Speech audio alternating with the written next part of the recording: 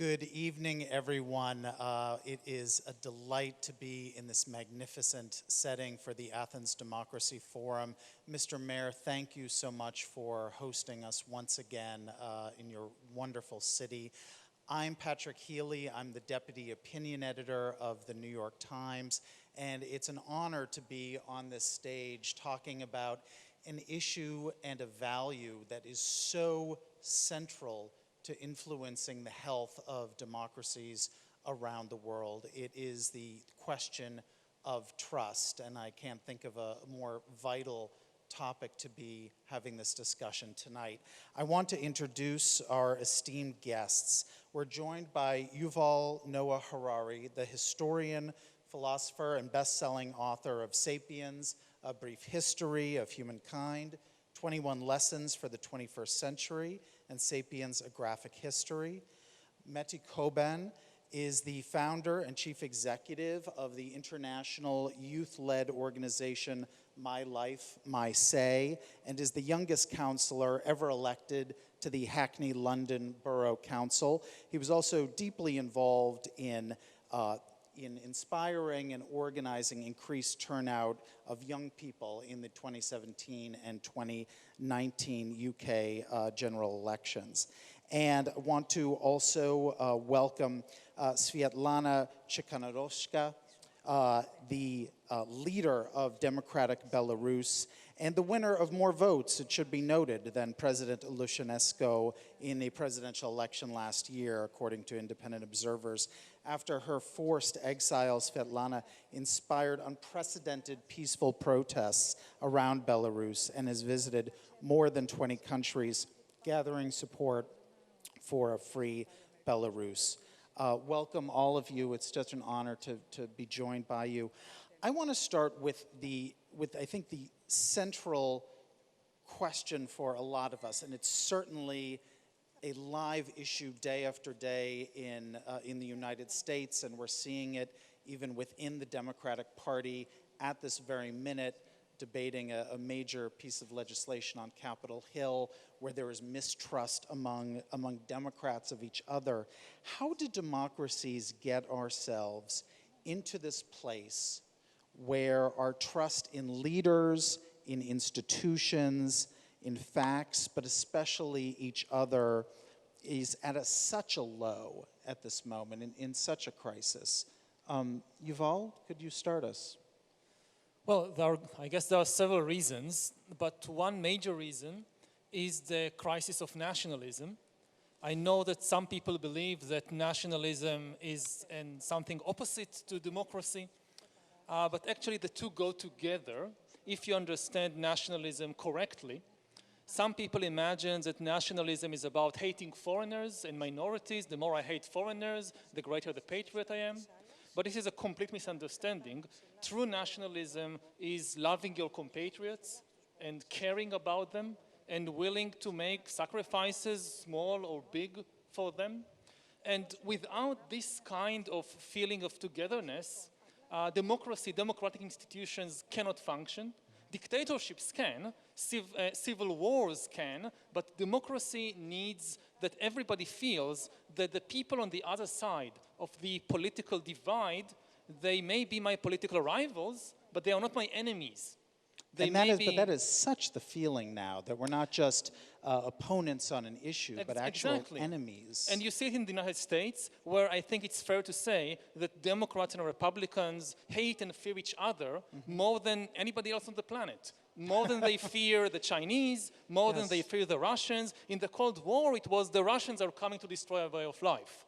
Now it's the neighbors. It's the other party coming to destroy our way of life. And in such a situation, democracy cannot last for long. And the problem is that a lot of leaders that describe themselves as patriots and nationalists, they are not. They are tribalist. They, on purpose, they destroy the trust between citizens in order to raise themselves up. Because again, a dictator can rule without trust between the citizens. Actually, it's easier for a dictator to rule without trust between citizens. So I think that the lack of trust that we're seeing in many countries around the world is linked to not a resurgence of nationalism, but a crisis of nationalism. Sviatlana, you have very direct experience with authoritarian leaders and the breakdown, what happens in a society when there is that frankly breakdown of certainly of trust and sort of disbelief that that a leader represents a people. How do you see the society now in Belarus, in a way, kind of reforming or reorganizing itself, just as it deals with its own kind of crisis of trust there? After a fraudulent election in August 2020 in Belarus, when Lukashenko's regime made 3 days of hell and detained thousands of people and tortured them in jail, he was sure that this brutality will split people because they will be scared, they will be afraid. But he was wrong, because our people, having seen each other's eyes during demonstrations, having seen each other's shoulders, during rallies, they started to trust each other. People started to unite themselves into organizations. Neighbors who lived in a block of flats that have never been communicating before, they started to organize neighborhood parties where they were drinking tea, singing songs. They were united by this idea for better life after elections, And those people trusted each other. They knew that they have one goal and they have to go to this goal. Vice versa in the regime. People don't trust each other. Everybody are spying each other, listening to mobiles, and it's difficult to be united. They are united only with fear, and. But is that working in a way? They hold on to power even through fear. It is working at the moment, but how long can it last? This work without trust. For sure it will not. So the question, who is stronger? People who trust each other and believe in one goal, or who work because they are scared, because of the cruelty. So I'm sure trust will win.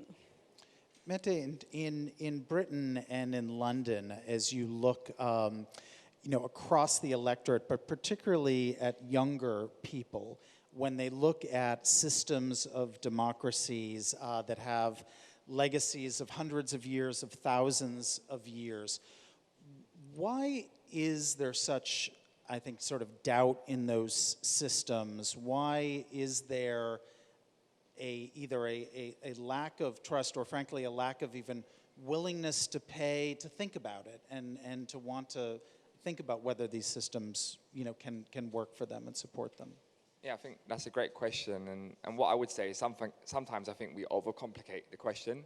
I think it's when you look at the COVID-19 pandemic and the inequalities that is exposed and amplified in our society, I think sometimes we all need to sit here and reflect: are we actually surprised that people don't trust their political institutions or their politicians? Because one of the things that have been quite apparent is obviously that there's so many people who've been left behind in society.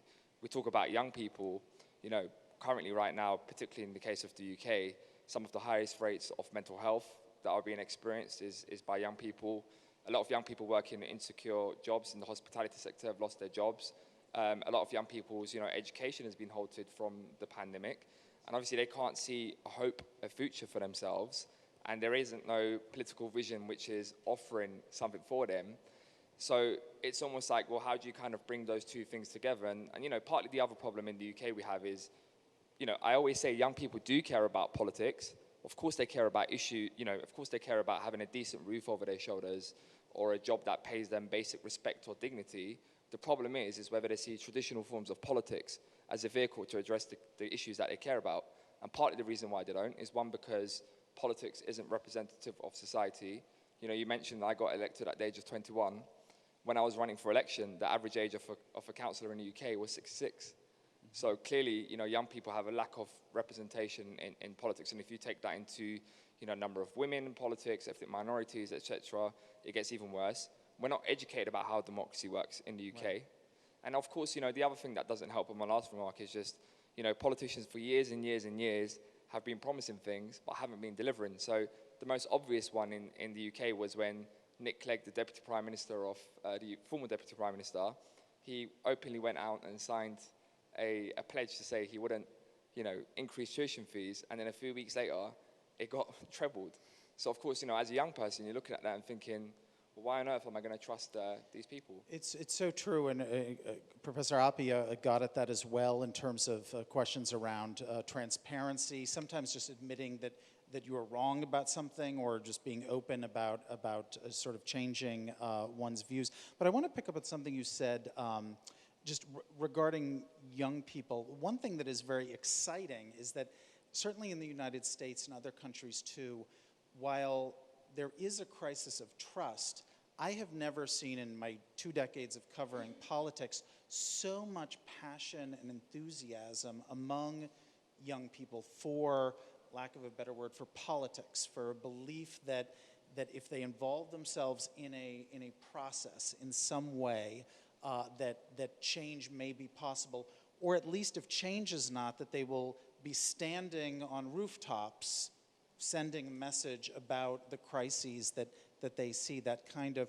participation. And I wonder, Yuval, if you might be able to make a connection here, because there is that passion for fighting climate change, for LGBTQ rights, for many of the values of liberal democracies, and yet there's also still this sense of mistrust. Can I trust the vaccine? Can I trust what governments tell me?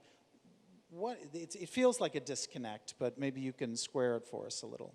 Well, one way to look at it is that in general, when more people and more issues enter the system, it becomes more complicated, more chaotic. And then it seems to be that it's out of sync, that it's destabilizing. But actually, the great thing about democracy is that democracy at its best can not just kind of contain this, but can grow out of it. If you look at the last cycle, similar cycle in the 1960s, again, you look at Western countries like the US in the 1960s, and you see chaos and riots and assassinations and much more violence actually than we see today. At the same time, you look at the Soviet Union, everything is so peaceful and orderly, there are no demonstrations, it seems that everybody's practicing the government. So you would think in 1968 that democracy is going to the dustbin of history and the future is with communism. But 20 years later, the opposite happened. Because the system that can't even allow people to express their discontent, it solidifies. And when a new crisis comes, it shatters. Whereas democracy, its great ability is to contain and to grow out of these new forces, but it's always inconvenient. I mean, we have this ideal, democracy is about inclusion. So we have this small party of, white men talking to each other. Hey, let's invite some women and gays and then people of color. It will be nicer, it will be more democratic. And then we invite them, and suddenly they have opinions. Suddenly they have all kinds of ideas that you didn't, and it becomes chaotic. Yes. And they feel upset. Hey, you invited us, and now you don't want to listen to us, and you feel that everything is falling apart. But this is exactly the moment that if you play the game right, you can grow out of it, and you can create something which is really much better. It's so true, and this is one of the reasons why I love the Forum, because the Forum takes a long view of these things, the way you were talking about the 1960s. Now, I am guilty. In the media, we almost spend every day in the news cycle thinking, did democracy work today? No. And it can sort of fuel sometimes a pessimism in a sense, but taking the long view in a way about the containment is, I think, is very true. And I'm thinking about it particularly with the pandemic right now. There is for the countries that are privileged and lucky enough to have large vaccine resources, there is doubt, still among large segments of society about the efficacy of the vaccine, the safety of the vaccine.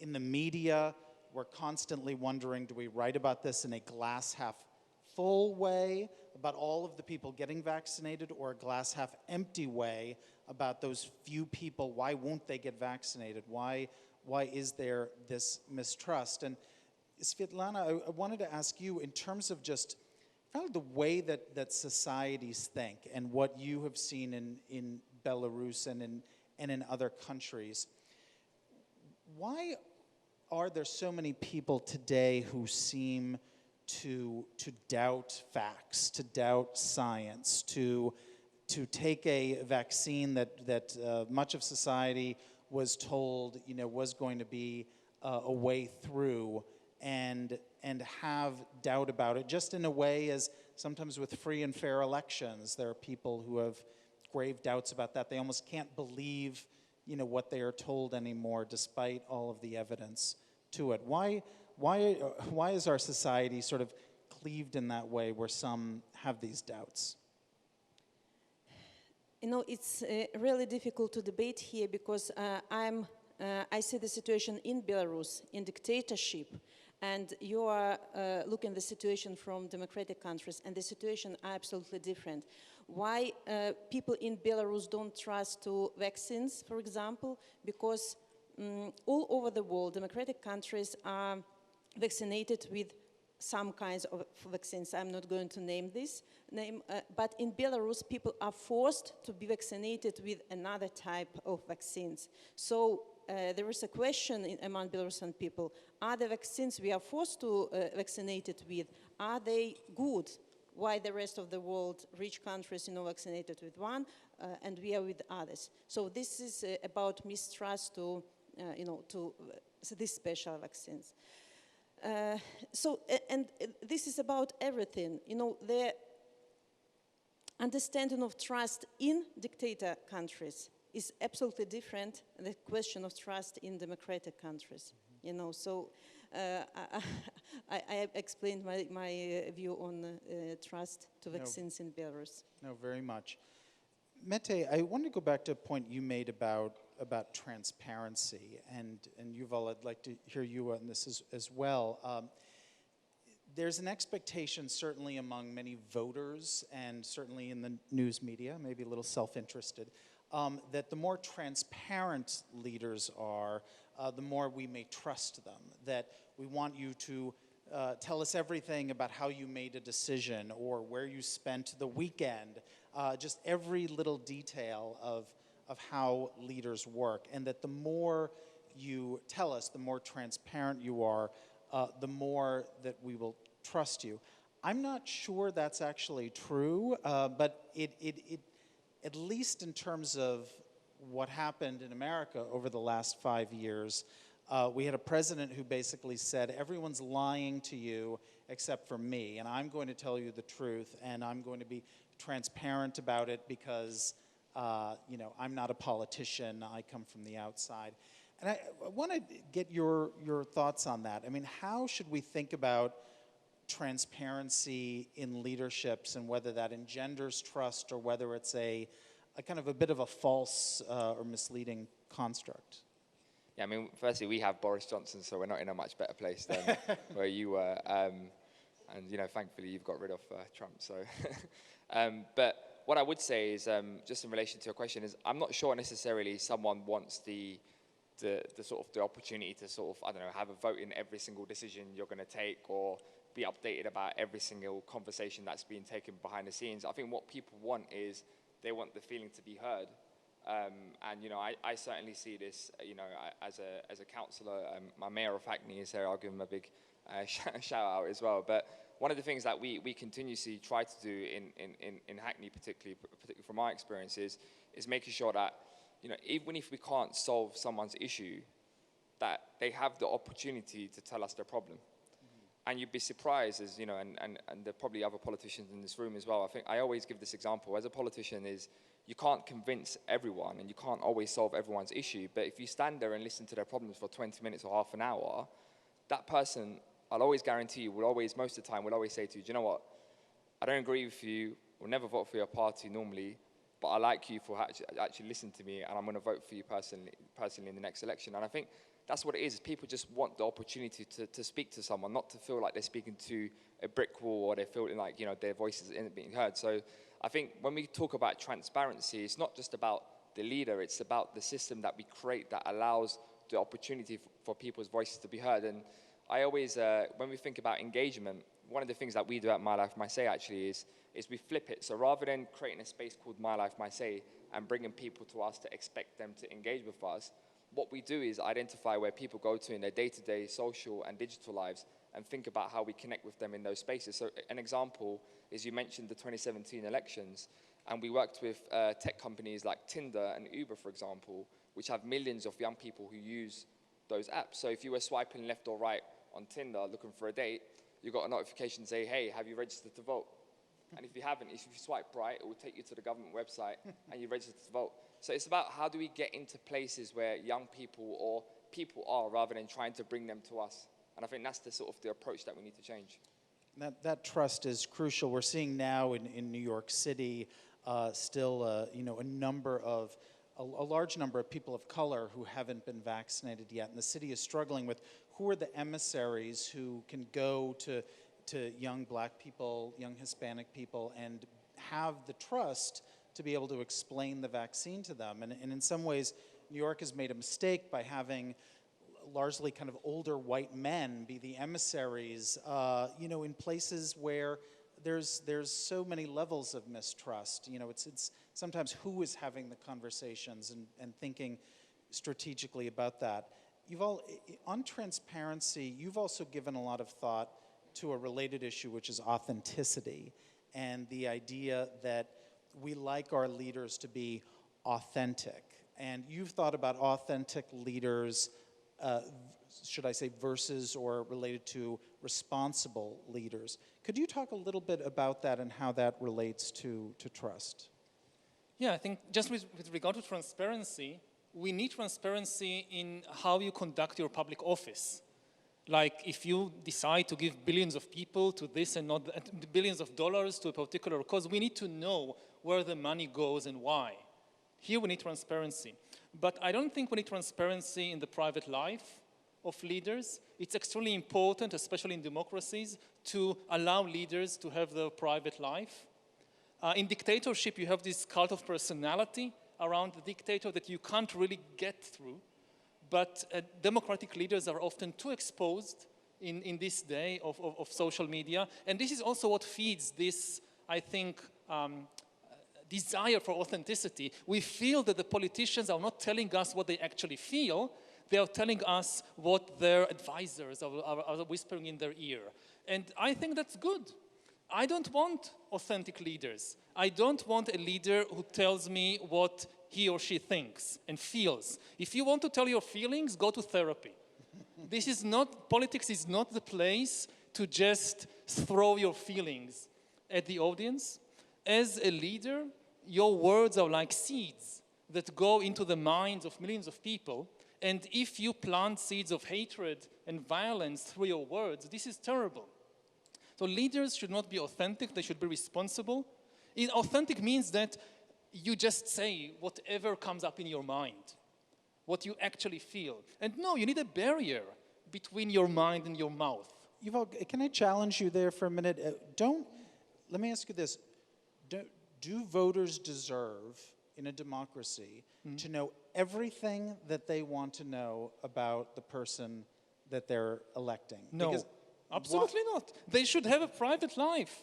You can't have a real leader, a human being, who is not, again, some kind of dictator with a cult of personality around them. But private life, this does go to trust. Private life can sometimes be used as an excuse or a shield for leaders, for information that voters may want to know about what is their relationship like with a specific donor who's given them a lot of money, or No, so, where they... so as I said before, things that are really related to their public office, like you got a donation for your campaign of $1 million from some corporation, and then by complete coincidence, as once you're elected, you decide to give $1 billion contract to this corporation. We need to know that, definitely. But who sets the standard for that kind of transparency? If a leader is able to say, well, that's my private business, that relationship is a private... That's an ongoing negotiation between the public and the media and the leader. But what I'm saying is that we shouldn't have this false ideal that we need to know everything about... Leaders also need time to decompress. Like when you are on stage, like here, you need to think very carefully about what you are saying. Again, because it influences people. And this is difficult. You need to make an effort. And then afterwards, you go with your friends somewhere and you tell jokes and you bring down the barrier. You allow yourself time to just relax. But then if somebody is recording this and then you told some nasty joke and it will be headlines tomorrow, this means that you can't have time to relax. You can't have time to decompress. I don't want a leader who don't have a time to relax. It's very dangerous. I want to follow up on that. I'd love to hear from everyone on this. We are living in a moment where something that a leader said 10 years ago, 20 years ago, that they might have written on Twitter or that can be found in a video clip can come back and not just be used against them, it can sometimes sort of, sink them where they are. There's a view among some people that is perfectly permissible, that may be a good thing. People should be held accountable. If you want me to trust you, I should know what you said, not just now, but when you were much younger. Is that a good value? Is that something that's corrosive? And I don't want to use the phrase cancel culture, even though I just did. But how do you all see that? Mete, you want to go?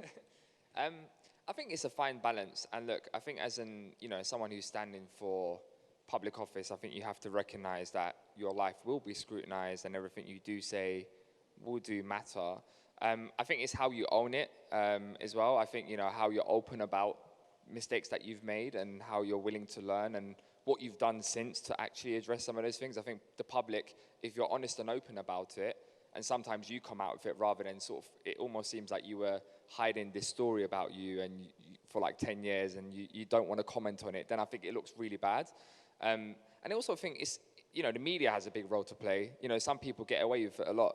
There was a point, well, you look at Boris Johnson, for example, there's almost no scandal that can, force him to leave his office. He's had every single scandal that you can think of, right from corruption about how contracts have been handled, all the way to, like the pandemic, to his personal life. There's been so many scandals, but he seems to get away with it all the time. And that's partly because the media allow him to get away with it, where, when it's other politicians, they don't allow them. I mean, Donald Trump was the same thing, right? Sure. There was a point where it didn't matter what you said about him or what came about him. It just looked like it didn't really matter no more.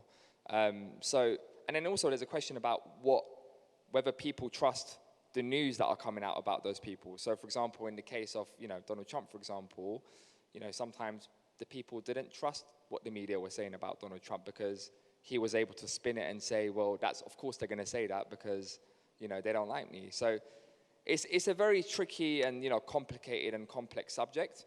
But I think, it's down to the individual elected official to understand that's the responsibility that comes with the role. Of course, it's easier said than done. But at the same time as well, if you do have things about you in the past that you feel that wasn't correct, one, you need to correct it, and two, you need to own it. Sviatlana, I want to talk about just the crises and disruptions that are happening in so many countries now, and specifically about Belarus and your experience there. With the way that society responds to an authoritarian leader and then has something like an election like you experienced last year, how do you, and because this is something in a different way, but is very real in the United States right now, in a lot of countries, which is how do we have trust in our elections? Can we go into our elections with a sense that what is needed for them to be free and fair, everyone will understand? Or have elections, certainly in a place like Belarus, been so corrupted that it risks alienating people from even wanting to participate, from even wanting to vote? How can a society see and regard elections right now when there is such doubt about whether free and fair still exists? Again, I think that situation is different in dictatorships and in democratic countries for sure. Because if there is trust in your government, you will never doubt if elections are fraudulent or they are fair. In Belarus, only the first elections were fair because people voted for Lukashenko. Every next one was fraudulent, but we couldn't prove this. This time last year, we organized alternative counting of votes that showed us, that proved that elections were stolen. So I think that government should have transparent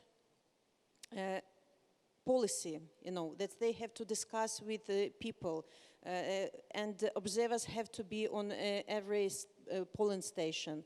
This is in our case, to prove that ballots are not fraudulent, that everything is fine. So again, it's about trust, the topic of our discussion, trust into government. So in dictatorship, you will never trust to dictator. It's impossible. But, being not so experienced politician, when I'm communicating to politicians from democratic countries, I really want to trust them. I really want to believe that just talking to him and hearing that he's supporting Belarusian society, he's supporting our fight, he's supporting our strive for democratic changes, I want to believe that next day he will not talk to representatives of dictatorship, that he will not have any discussions behind the curtains, for example, how to stop migration in exchange for lifting sanctions, yes. Or that he will not trade with political prisoners, that there are thousands in Belarus now. So I believe in democracy, and democracy is trust, first of all. So we have to take care of it. We have a couple of questions from our virtual audience. This is for any of you, what can people who work for media organizations, journalists, do to increase and improve solutions stories or solutions journalism, to be seen as hopefully part of a solution and not part of what might corrode trust in institutions? You, in different ways, are on the other end of journalism, but as you look at the news media, are there things that the media can do? That question should be for you, Patrick. I think, the media can be, much more balanced in terms of its reporting, in terms of, I think one of the problems that we have, and you see it with younger people now as well, is they don't trust traditional forms of media. Right. They look to social media more of a source of news, which obviously is problematic for different reasons around disinformation and fake news. But they don't trust traditional forms of media because, traditional forms of media tend to sort of have a political bias. So I think you need a reform in terms of how, who controls the media, how it sort of deploys news, what's its agenda. And I think that's the problem is you've got this years and years. This isn't just something that's been happening over the past 2 years. There's been decades of this growing disconnect between citizens and decision makers. And, people have just got to the breaking point now where, they just don't trust anything that comes out of it. So I think we really need to think about, and, we had this in the UK where we had an inquiry around sort of the power of the media. But unfortunately, obviously, there isn't much that happens because unless the media companies are willing to explore a different way of management, it's not going to happen. So we find ourselves in the position we are. Yuval, maybe you can take this last question. Many countries still do not have foundations of philosophy in their curriculums, in their school curriculums. Do you think changing that could help, or is there anything else? Is there something clearly that could be done with education systems that could help address this? Silver bullet, we're asking for. I think that philosophy is more important now than ever before, because you see so many philosophical questions that for thousands of years, like in ancient Athens, were theoretical debates. Suddenly they become practical questions of engineering. We now have really divine powers of creation and destruction. And the question is, what is your vision? And unfortunately, it's really amazing that, especially when you listen to a lot of politicians around the world, they have no vision for what to do with these immense powers, where humankind will be in 20 years, in 30 years, with all these powers of bioengineering and artificial intelligence and so forth. And it's really, the answers will not come from engineering. They will come from philosophy, from poetry. There is a real kind of, we're almost at a bankruptcy of the imagination, and we need more of it. That's a powerful way to end. Thank you so much to my panel. Thank you, everyone, for joining us tonight.